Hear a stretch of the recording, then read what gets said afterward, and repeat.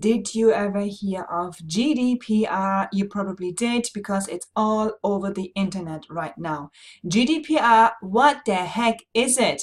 Okay, it's the EU General Data Protection Regulation that is designed to harmonize, I'm reading this from the internet, so to get the right wording, to harmonize data privacy laws across Europe to protect and empower all EU citizens data privacy and to reshape the way organizations across the region approach data privacy. So because my email list, because every email is a person, it is really, really important to me that I keep it safe, I keep all my emails safe, and I want to comply with the data protection or with the new law. And I wasn't sure when I heard about it the first time last year. I thought, that doesn't affect me, you're just trying to ignore it. But then it came into my line of sight, line of view, again and again, and I thought, okay, I must check this out. So turns out, if you have business, or if you have clients, or if you have an email list, you have opt-ins, you have freebies on your website, so you have an online business. If you have any dealings with UK people or Europe, or people in Europe, you have to comply with the law, with the new GDPR law, no matter how small or big your list is. If it's 50, if it's 100, I only have a handful of UK clients or UK people on my list. I have to comply. So that's in advance before I even start. So as I said, it affects anybody inside or outside the EU. I'm in Australia, so it still affects me. It doesn't matter where you are in the world. If you have people on your list from the UK or the EU or in Europe, then that's it. You have to comply. No matter how small your business is.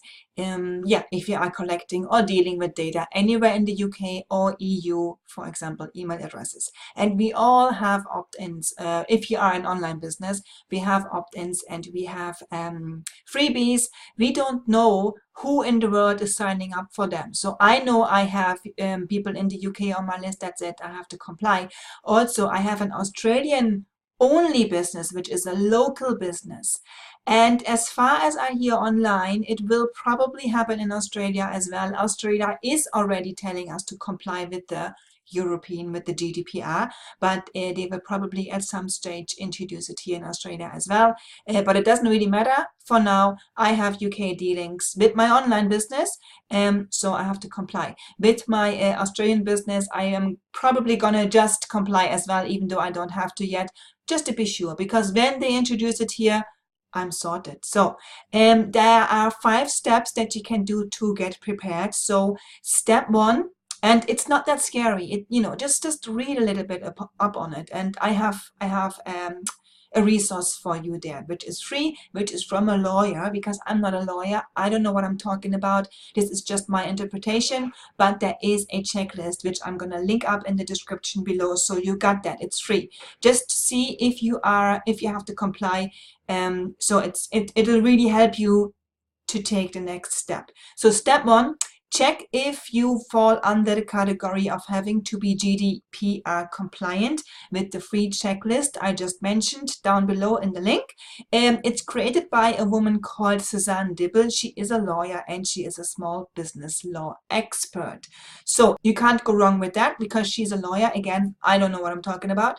But I wanted to just share this here anyway because, every little helps. Once you grab the list, you'll also be invited to the Facebook group, which is amazing and it's helpful. And she's in there answering the questions. There is tons of videos in there for any kind of questions. So it's a free Facebook group. So I joined there, so I might see you over there. But if you click the link, you will get the invite for that as well. So what else? Facebook group. So that's where you start. Step 2, update your privacy policy. That's where it gets a little bit more lawyer languagey, because I didn't know where to get that privacy policy. So I checked everywhere. You can pay thousands on the internet because, of course, lawyers are milking this. But Suzanne Dibble has something there as well, and she's not milking it. It's really helpful. So there is a lot of help out there. I mean, you can puzzle it together if you have maybe a little bit of lawyer law knowledge. I needed help, and for me it's a time issue. I can't puzzle it all together, and obviously I can't copy it from somebody else either, because it's not right. So it doesn't feel right either. I want it to be my own. So I did buy my own package for much less than is out there, but I stuck with a lawyer, which is again Suzanne Dibble, which is also the checklist. It's from her. Um, and she's also looking at it from a different kind of angle, from a modern commercial point of view, the non-scary way. So she tells you, risk assessment and, from all angles, which is really nice, and it's not scary.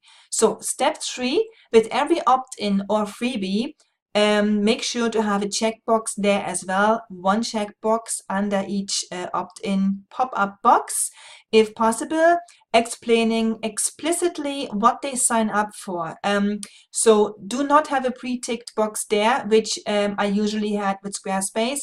I don't have that anymore.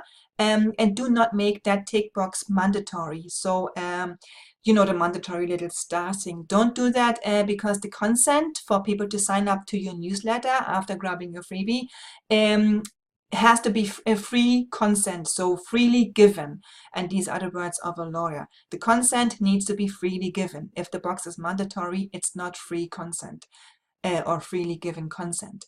If your platform doesn't have a checkbox, for example, with Squarespace, the marketing pop-up form doesn't have a checkbox, I have enabled the double opt-in. So until Squarespace has it offered, probably, hopefully does, when the law comes in on the 25th of May, I'm hoping Squarespace will have it all set up so we can have that box there.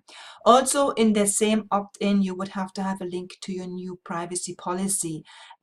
So just your data will be, I don't actually know the wording, so I'm not even going to attempt. I have the wording in the package I purchased from Suzanne Dibble. But again, you don't have to. The Facebook group is so helpful already. And check the checklist to see if you even have to comply to the new GDPR law, which is coming into place on the 25th of May this year.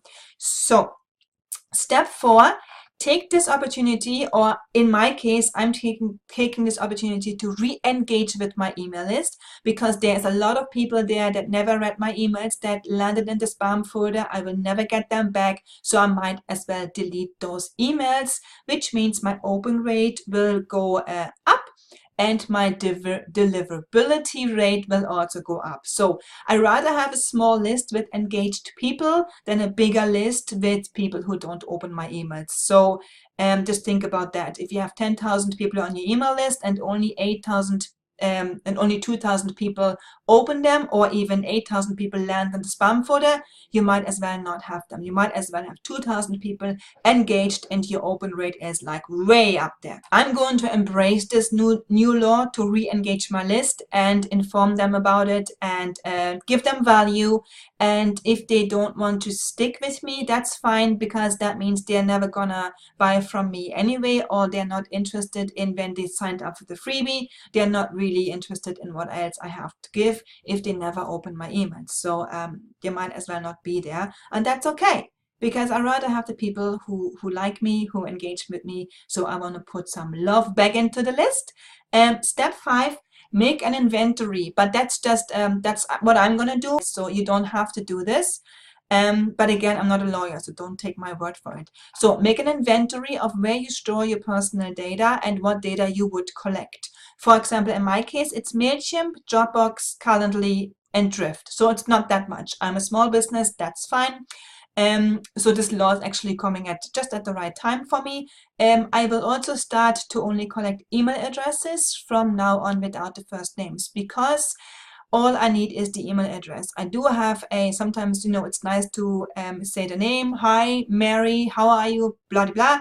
But the less data I have, I think, the better, because I want to protect the data as much as I can. So, but I didn't read this anywhere. That's just me. That's just my approach. I'm just taking the email address, and that's it from now on. So I'm not a lawyer. Again, this is just scratching the surface, but it's a step in the right direction.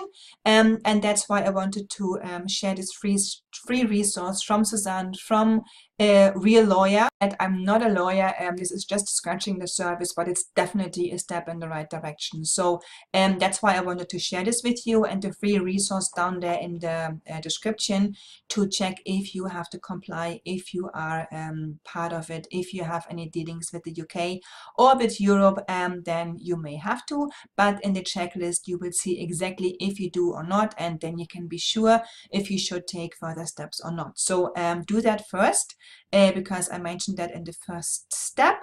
You will also be invited with that checklist into the Facebook group, which is a free Facebook group hosted by the lawyer Suzanne Dibble, where she answers a lot of questions with tons of videos on any of your questions, really. So it was really helpful for me.